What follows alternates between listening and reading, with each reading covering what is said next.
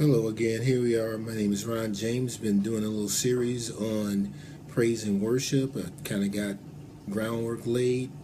Worked a little bit on PA selection and how to do that. You need to look at those in my previous posts, and hopefully you'll get some information. Again, if you'd like to comment or get in touch with me on some more understanding of how you specifically do your own church, you can email me at rjames362 at yahoo.com, or you can look me up on Facebook, Ronald James, and message me, and I'll do my best to get back in touch with you.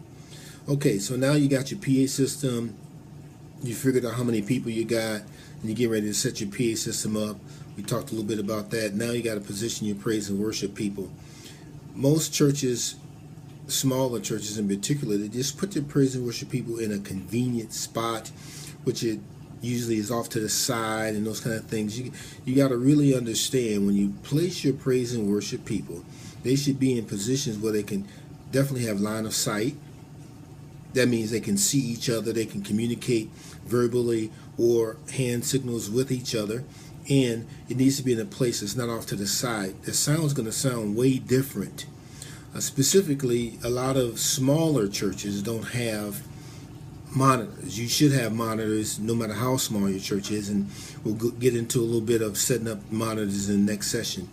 But you got to have some way to hear yourselves, and if you have a small church, if you have a keyboard player, even a keyboard player needs to hear themselves, and the singers need to hear themselves. So you just don't put the praise and worship off to the side. You put the drummer way off to the left and put him in a little box and put him way off to the left, and then have the rest of the people over on one side. And you need to have the praise and worship people together in a situation where they can communicate, work with each other, and hear each other, regardless of if they have monitors or not. So you really need to focus on that. And again, if you need to have some information or some suggestions on your specific church setting, you can email me at rjames362 at yahoo.com, or you can look me up on Facebook.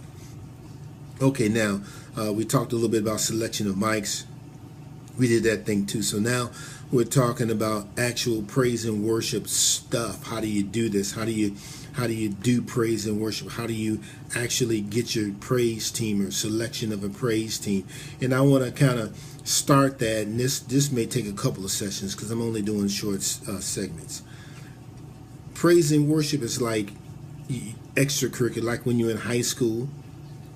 You had to maintain a certain average, C average. Some schools had it higher in order to participate in sports and extracurricular activity. I would liken praise and worship similarly to that you can't just be in praise and worship.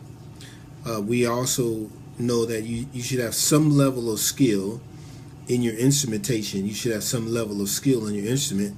And when you have that level of skill, it doesn't give you an automatic ticket into praise and worship. A lot of churches pick the praise and worship people just on their talent, but they have to have a walk with God. That's probably as important or more important even than your talent. God has never had a problem with giving people talent. The issue has always been character and walking upright before the Lord.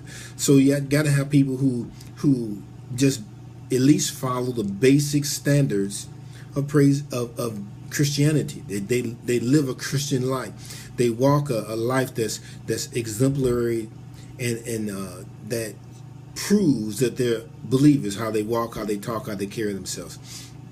Secondly, you have to have people in praise and worship who are willing to submit and listen. You can't have people who always want to do it the way they want to do it. They have to be able to submit and listen. And then again, it's not just a praise and worship band. It's really a team. And everybody has to understand teamwork. I found my personal experiences as being, you get better people in praise and worship who have been in team sports or in team competition or in some type of team activity prior to salvation versus those who have never been.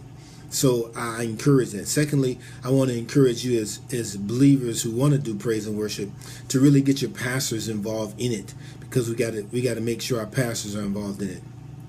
Okay, well, that's for this segment. Thank you for watching again. My name is Ron James. You can look me up on Facebook, or you can email me at rjames362yahoo.com. Thank you. God bless you, and have a great day.